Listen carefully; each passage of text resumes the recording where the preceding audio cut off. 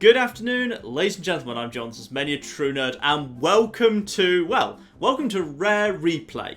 First up, we're going to be getting to Force Gemini in a second, but welcome to Rare Replay, and this is the thing that made me go out and buy an Xbox One. I was completely not fussed about it before Rare Replay. Then they announced Rare Replay, and I actually went and bought an Xbox One before Rare Replay even came out, because my goodness, some of the quality of the games on there. Just being able to play some of these is amazing enough, notwithstanding the fact that it begins, of course, with a big musical number, because, of course, a Rare game begins with a big musical number. Even if, of course, it is incredibly sad that the DK rap cannot be represented. Donkey Kong, of course, remains the property of Nintendo. Now, before we get into Force Gemini, very important thing, because I saw a couple of reviews of this, or rather reviews of Rare Replay, that said the one that doesn't hold up is Force Gemini because the controls are a bunch of arse. The controls are a bunch of arse. That's because it's ported. The original control systems that are native to the game were made for an N64 controller, and trying to make a shooter for an N64 controller was difficult because you had only one analog stick and then the C buttons. So you basically had to try and recreate mouse and keyboard controls where the C buttons were like were sad and the analog stick was like a mouse. It was a very weird compromise, and sometimes it worked well and sometimes it didn't. Force Gemini, I think, did a very good job under the circumstances where you had one analog stick, but in a world where we have two analog sticks, it doesn't work anywhere near as well. Which is why there is an option that exists, and I think a few people that have reviewed this may have missed this, because by default this is off, and I don't know why that is.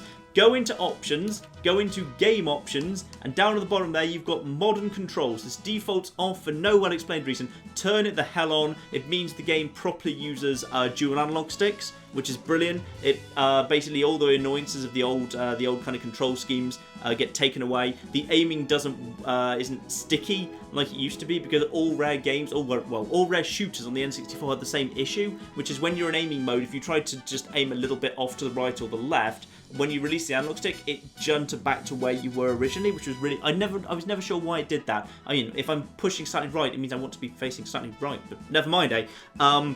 That's taken away. Now wherever you point actually shoots. So first thing first, before you play this game, turn modern controls on. You will thank me. You will thank me. It's so much better with them on. And there it is, Force Gemini in its, it's slightly surreal, because of course the actual game is full of lots of the models are HD, but lots of the textures around the walls, for example, are still using their original kind of low resolution-y textures. So it's kind of like the slightly weird Resident Evil 4 HD release, where the characters and lots of the stuff looked HD, but lots of the world around them didn't, so it looks a bit odd. But never mind, eh? Anyway, let's get straight into this, because this game's wonderful. And here we are in space for Force Gemini.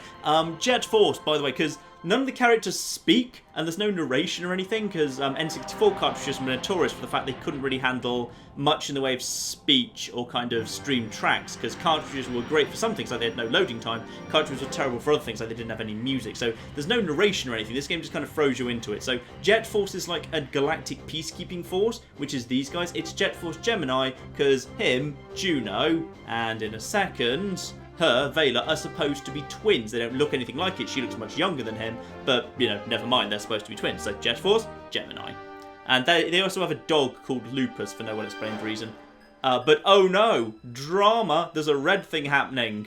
And the characters with their HD models need to know, oh yeah, you type on that keyboard, brilliant typing. The animations are still basically the same as they were in the N64, but now that it's all HD and lovely big HD televisions, it's now much more obvious how bad they are.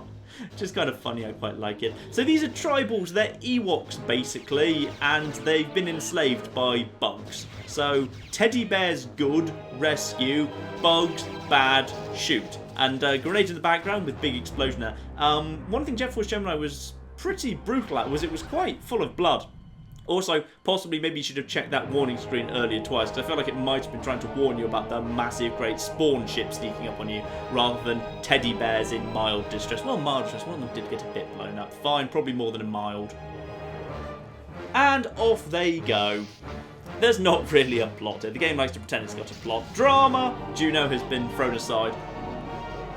This basically just sets up the game because Vela and Lupus are now going to go ahead and we'll catch up with them later. So we only play as Juno at first, and then we catch up with the other two and get the option to play as them later. It's wonderful playing as the dog because he's got rocket boost paws. So he's a dog who's got an extended hover jump because he's got rocket boost as his paws. You might have just seen them for a tiny second there. They are actually modelled on the bottom of his feet, which is quite cool. There's Vela's ship off on its way, and Lupus's too. And then after a bit more murder, and this game was really quite violent, by the way. Fun little fact about it, when it was originally created, some of the very first versions that were shown to the press had kids. Velo and Juno were like cute little kind of anime kids with like big heads, like all drawn in the anime style. But Nintendo didn't like that because it was so violent. They didn't like kids kind of engaging in violence. So in case, you know, children were going to go out and potentially go into the schoolyard with their own high-tech sci-fi glowy weaponry or something and laser each other to death, which was obviously a huge genuine concern, they decided that they were going to follow Nintendo's advice and make them into adults. So now it's 2 adults in much more badass armor than it used to be, and their dog rescuing teddy bears in colourful levels. And there's a little bit of weirdness that the two things don't really go side by side. You can still turn the kids on with a cheat that I'm pretty sure is activated using by collecting the 7 heads of your enemies. No, really, that was the thing. Yeah, this game was really violent. It was cartoony, but it was beautifully violent, which was great. It also had no problems with you shooting all your friends. So this guy's a friend of the this guy's an ambassador, and you're allowed to just shoot him, and then he's fine with you. You can just kind of start shooting him.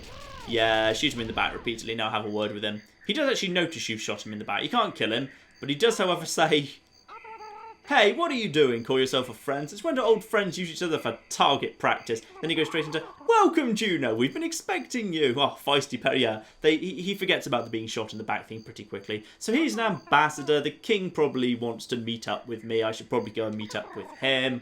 And yeah, basically he's just telling me green means go forward, red means you're heading backwards. The game was very good at flagging which is the way forward versus which is the way back, just in case you manage to get yourself lost somehow, which is very cool. The way this game basically works is there's 2 control modes. You wander around as normal, kind of like this, where you can kind of jump and crawl and so forth. And then by holding down the left trigger, you go into an aiming mode where you can't jump or anything, but you can kind of, at that point, your main analog stick is just used as if it were directional keys on a keypad. So I'm just doing forward and strafing, and all your aiming's handled on the second analog stick. Whereas normally the second analog stick, if you're out in this mode, handles kind of strafing. It's a nice system, and I think it works really well. It worked beautifully well on the N64 as a compromise. I'd say it still works really well now. So let's just go and kind of do a little bit of violence just to kind of show off how that works. Oh, it looks nice.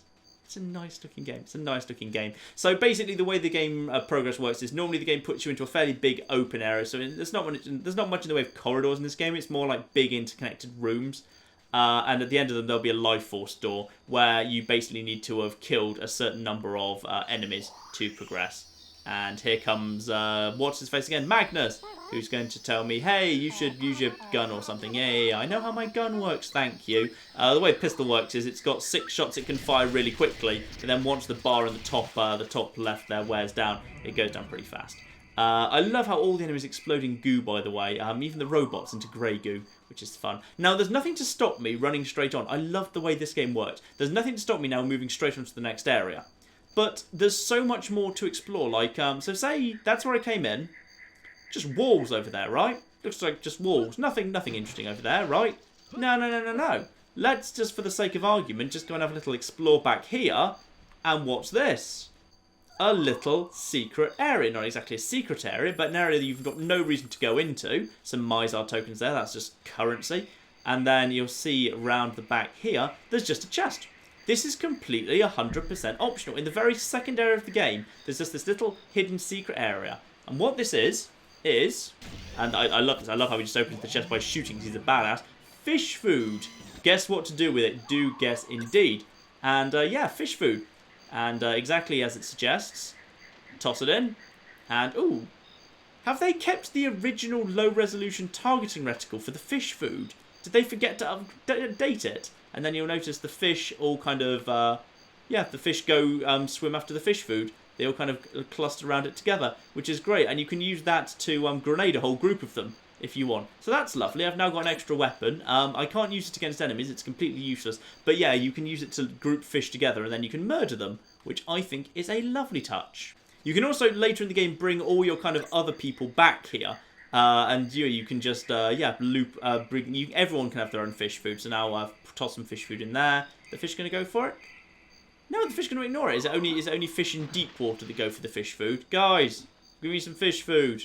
And completely optional thing number 2. This is the king's hut. He wants to tell you the story. You don't have to let him. You can completely ignore him. It's completely optional. But I'm going to go in anyway, just for, just out of interest and have a little chat with him. His name's Jeff, by the way, which I do quite enjoy. The fact that the king's name is Jeff. So a dark day is upon us when King Jeff, yes, King Jeff, of the tribe was as powerless to save his own people. We can only trust in Force Gemini to thwart Mizar's plans for domination. Oh dear. So he hopes to be able to return the favours of me helping his planet later, the moment all he can do is conjure up a little time loop to replay the invasion. Sure, why not? Let's have a look-see at it.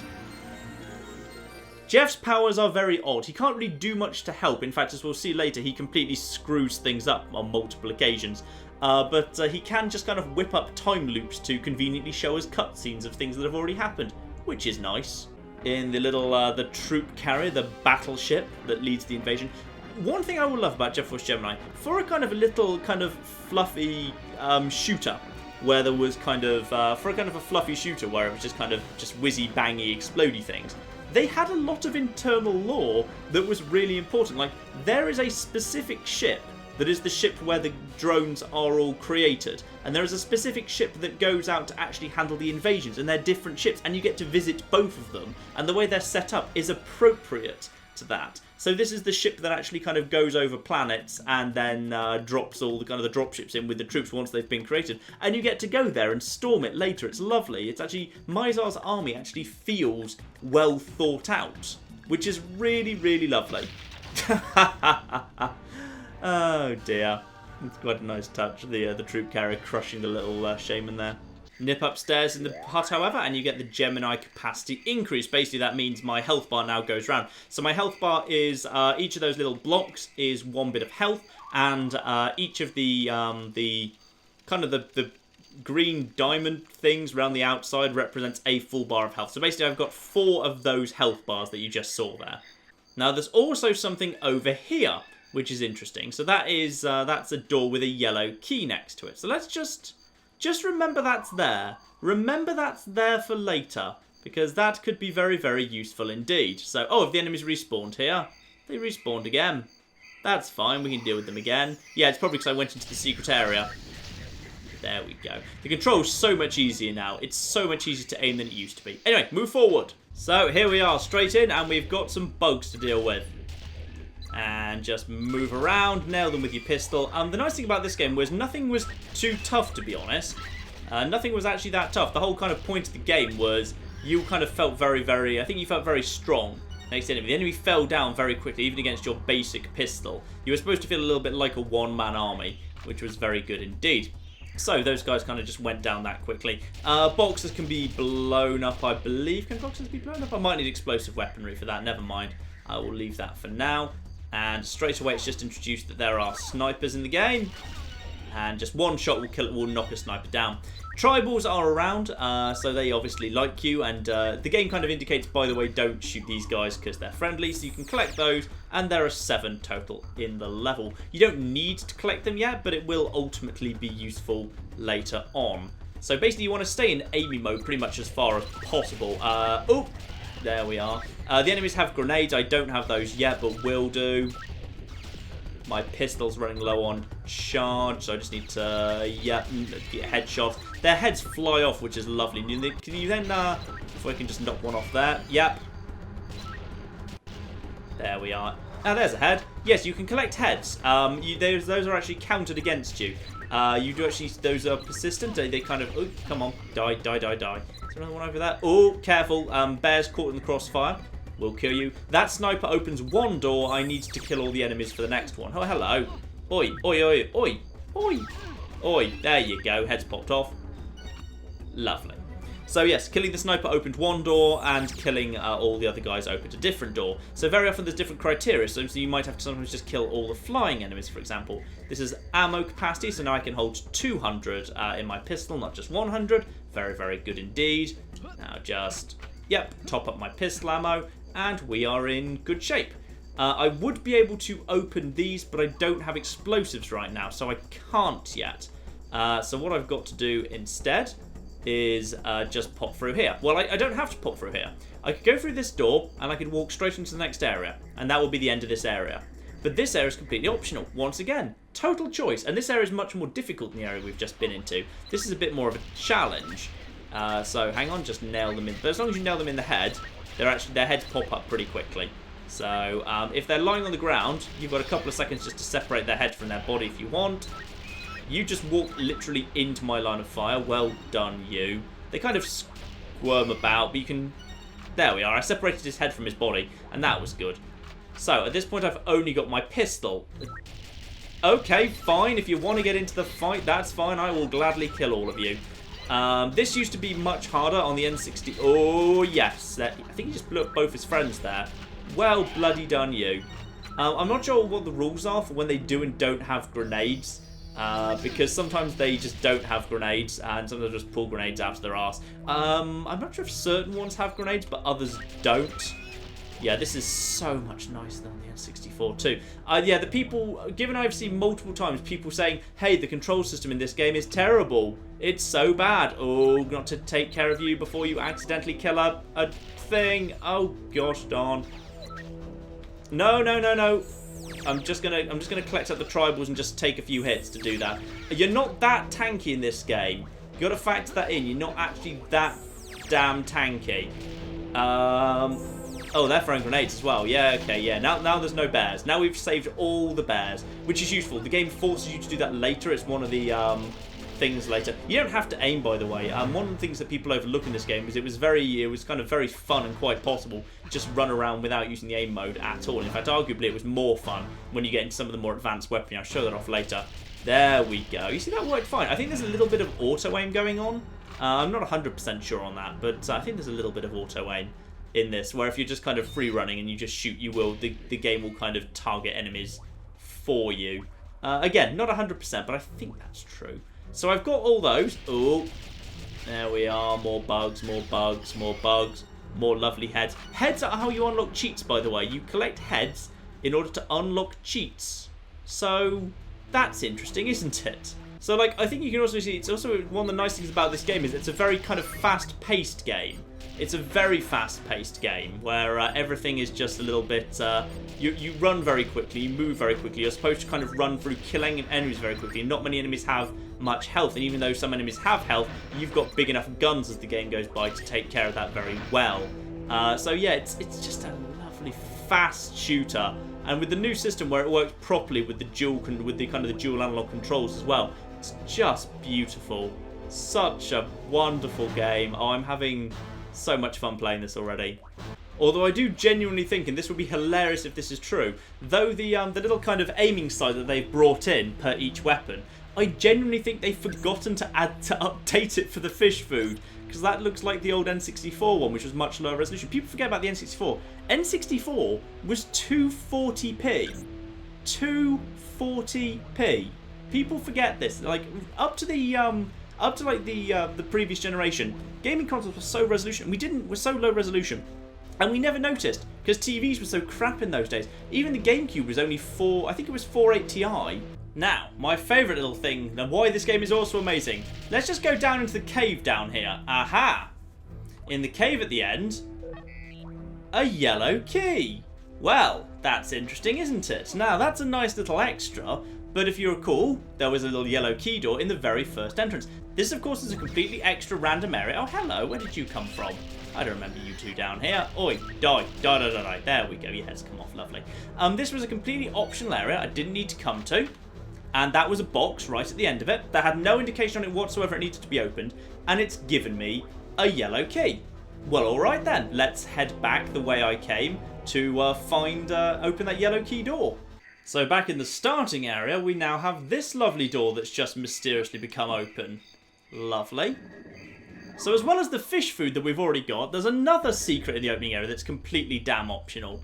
It's also, admittedly, behind a massive, great enemy that luckily we can take advantage of just by sniping off around here. And is he... down. Yeah, I think he's pretty down. That looks like a death animation to me. That was like a death animation. After that one enemy at the beginning, another chest, and you've got shurikens. And that's homing shurikens, by the way. And not only is that seriously badass, they're also actually incredibly useful. So now I'm going to go back to where I was and find some enemies to test out with. Alright, hello enemies! And one shuriken's going for that guy. Oh, and it's taking his head off. And one for you. Yep, think that's locked. They're not perfect because enemies run around a lot, so the enemies they don't consciously outwit them, but the shurikens do stick in the wall. Which is, when you think about it, when this was originally an N64 game, that's pretty impressive that the game could kind of remember where all your shurikens were. It's very, very good. Now, just a quick shuriken to you. It's also the only homing weapon you've got in the game right now, and it's pretty much a one-hit kill. And if it doesn't hit a wall, it returns to you like a boomerang, which is amazing. And one other thing to note is the game has no problem whatsoever with you killing the bears. No problem at all. In fact, you can collect their heads as well. As I've already now completed this area and got 7 out of 7 the last time I was going through this area, there's no reason not to. So anyway, let's just toss a couple of shurikens in here. Make sure you've got all your enemies kind of flagged up, and toss a shuriken. He's lost his head. Just keep tossing shurikens out. And the shurikens will do the work for you. And he's got one coming after him. Oh, yep, he's dead. He doesn't have a head anymore. It's genuinely, it's not just fun. It's actually a really fun weapon. It's genuinely a good weapon. It's your only homing weapon in the game so far. It's great because you can just kind of identify a sniper and just nail him like that. Oh, it's just beautiful. It's just beautiful. Obviously, I don't have... they don't work on, like, the biggest enemies, but they're still pretty darn cool. Still pretty damn cool. Oh, do I need to kill someone else yet? Is someone else going to be stupid enough to challenge me? Oh, no, you're going to stick in a wall. Hello. Get you back. It's also a way of knowing where the enemies are, because once you've locked on, that thing kind of, as long as you're in aiming mode, that thing persists. Oi, stop running away from me. He's in trouble. It's a guaranteed head off as well, because heads are a useful collectible, and heads don't always pop off, but this is a guaranteed headshot, because this is basically going straight for the neck. Yeah, you as well. Bye. Anyway, on we go, deeper into Goldwood. Oh, this game, just optional areas, optional weapons, and the optional weapons actually being really good and useful, but still pretty well balanced, because the fact they're so slow and you've only got 10 of them makes them, and they don't work on the biggest, toughest enemies, they're just a way of kind of embarrassing the smaller, crappier enemies. Oh, this game is wonderful. This game was so beautifully designed. All of it holds together so well, and all the people who complained about the controls, I think, just missed that there's an option to fix that in the menu. Anyway, here's Magnus again, and he's going to give me a little key I need. Gather another key. Yeah. Can I have a red key? He probably said something about the next level or something, but we are really not here for the story. Oh, so I just skipped over that, but it's lovely. But once you've picked up the red key, the description text for it is, a red key probably opens a red door, which is quite appropriate. And oh my goodness, wouldn't you believe there's one up there, because there is also I think this is actually pretty much the only one in the game. There's a rapid fire lock thing here, where you have to try and shoot it as fast as possible, but obviously your pistol isn't up to the job. So you've got to go and find something that does. And would you believe, I suspect at the top of this little hill, there will be. In fact, get ready for your first, not really a boss fight, but like a mini boss fight. Yeah, you've got your first big enemy that's got that. Empty a full clip of pistol into him and he'll die pretty fast. And then just across to his thing, and you'll get one of my favourite little weapons. Oh, this game the weapons were all amazing. Machine gun, beautiful. Rapid fire, incredibly good. And then we've got, machine gun. Only 100 bullets in it. We can find some of those little packs to expand its clip soon. You'll also notice, of course, that in this game, there's no such thing as reloading. Guns, you can basically just keep firing until they've run out of ammo, which is kind of amazing. Now, if I recall correctly, the best way to do this thing is actually just to get as close as possible and just empty into it. Yep, that's fine. And then top up with the little thing that's conveniently right here. Lovely. And then straight through. This thing is now pretty much your best weapon, or at least it would be if I didn't have the homing shurikens, which do kind of change the game, quite frankly. Yeah, okay. But may as well kind of use my my machine gun a little bit just to show it off, because it's a damn good weapon. And we've got some enemies here. Admittedly, that would have been a better time for the flipping shuriken there, but this, yep, and dead. And come on, no, you can't escape. You can't escape. The guns that they drop, by the way, fill whatever gun you happen to be holding pretty much. I'm not sure if that's true for everything. Machine gun capacity already increased, lovely.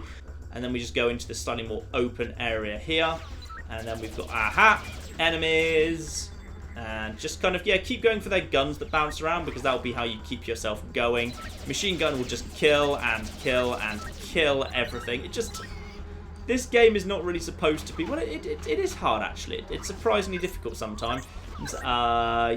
Yep, and you can just have a shuriken. Brilliant way to take care of snipers. Pretty sure there's a big lad around this corner, and this won't work on him. I'm moderately confident. Oh, blimey, just landed a good hit on me too. Oh, it'll work on you, though. Yeah, let's let the shuriken deal with you. And you. I'm guessing you don't have a head anymore. That took him out, definitely. Now, if I've got this correctly, it can't even target you. Oh, no, it can target you. It just bounces straight off him, which makes a lot of sense. Oh, I need to be careful, though. Need to be flipping careful. Health goes down pretty damn fast in this game, actually. You're a glass cannon, but so's kind of everything else in the entire game. And I've got no problem whatsoever with the fact that the game does not let you use the shurikens on the big lads. It's kind of, it would be horrendously unbalanced if they didn't. This game is beautifully balanced. Like, all the guns have purpose, and they feel lovely. You'll also notice just up there is, oi, oi. Look, you want to die? You can die. There you go. Just a couple of little shots and he's dead. Now, how am I going to get you? Can I just do a single... When you're standing still, your jumps higher. There we go. Yep.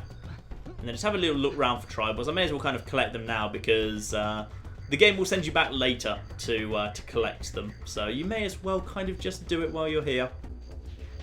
Oh, blimey, blimey, blimey. Okay, I need to be careful of this lad. I'm actually going to, at a risk of dying here. And... just empty your... Oh, gosh darn it. Yeah, you see, this game is not easy. I probably should have actually gone with the pistol at long range for him. Never mind.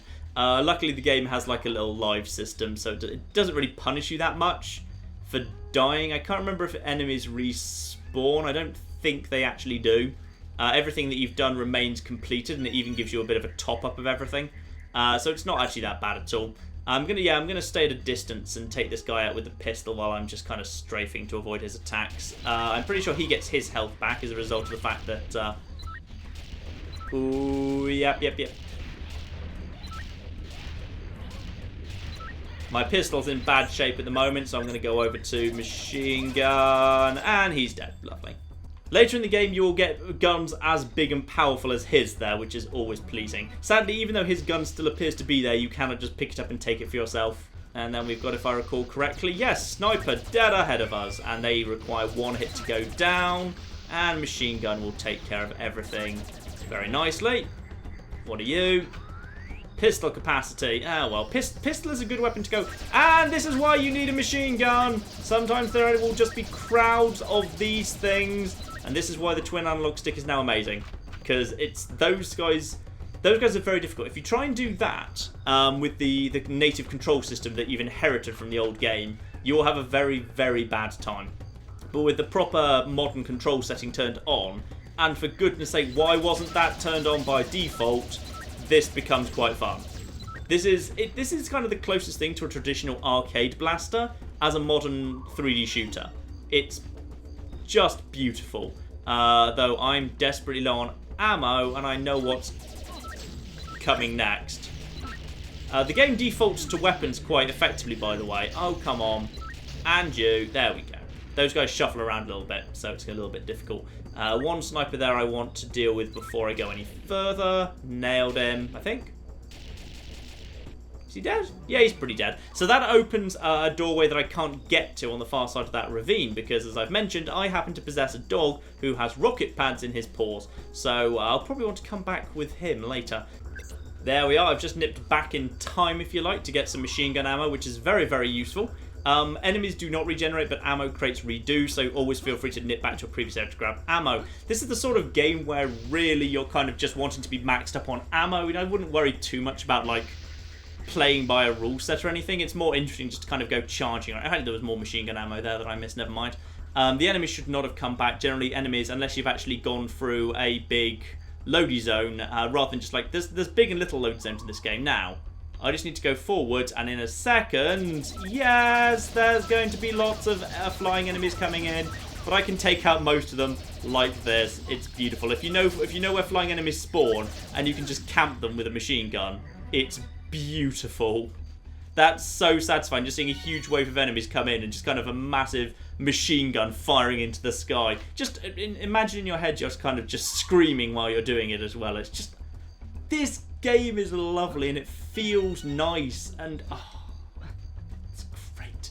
Now if I recall correctly, there's a bit of precision sniping in the next area, so I'm going to get my pistol out ready for that, because there's one enemy I need to take care of in a hurry.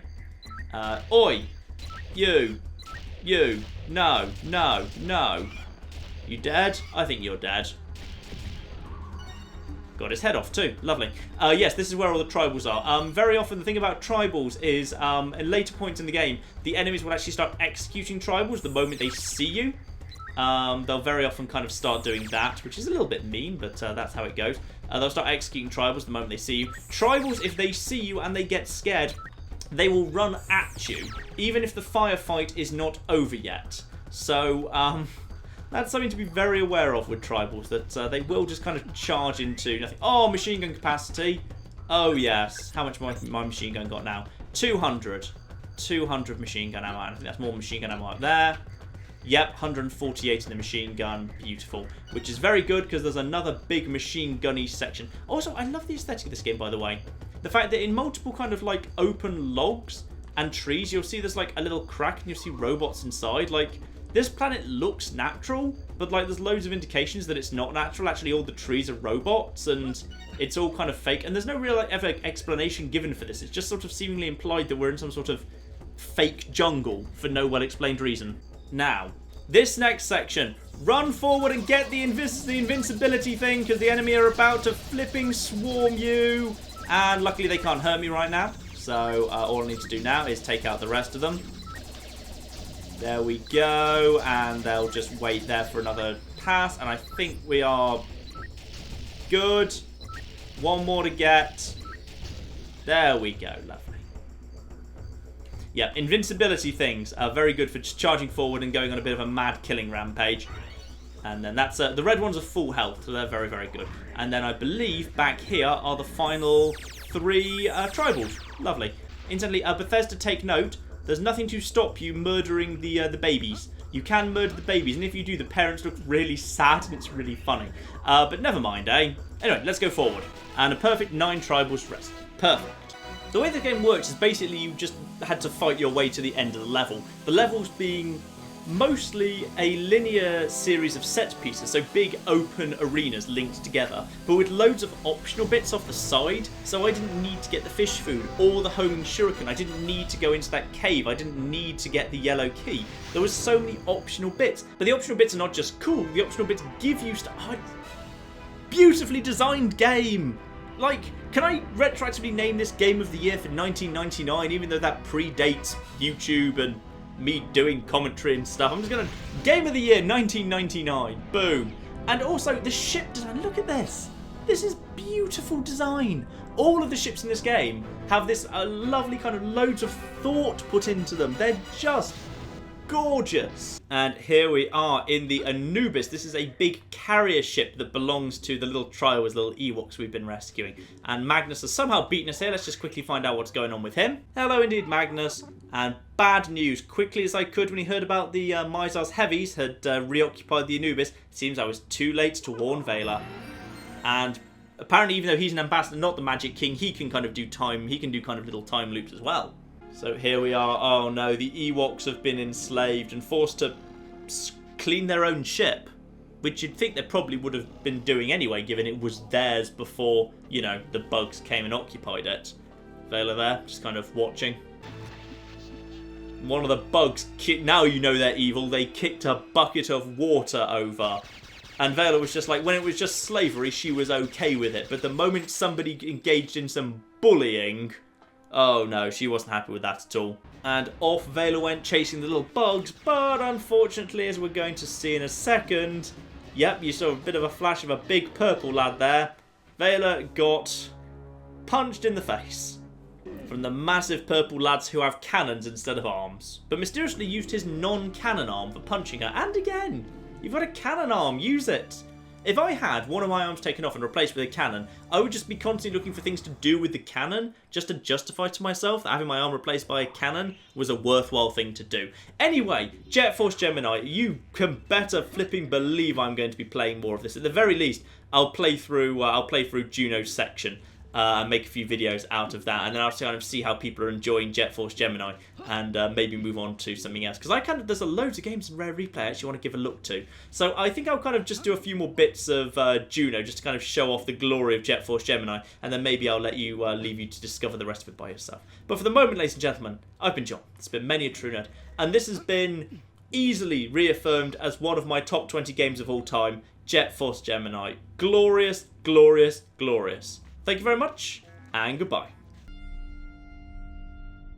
Haha, I'm a genius at time. Oh, okay, this escalated quickly. I'd like to fly your drone. So good about a butterfly in a bucket. What does that tell you about the human condition? Are we the butterfly and is capitalism the bucket? What happens if you go right to the back in time? The very beginning of time. Oh, you literally just burn the universe.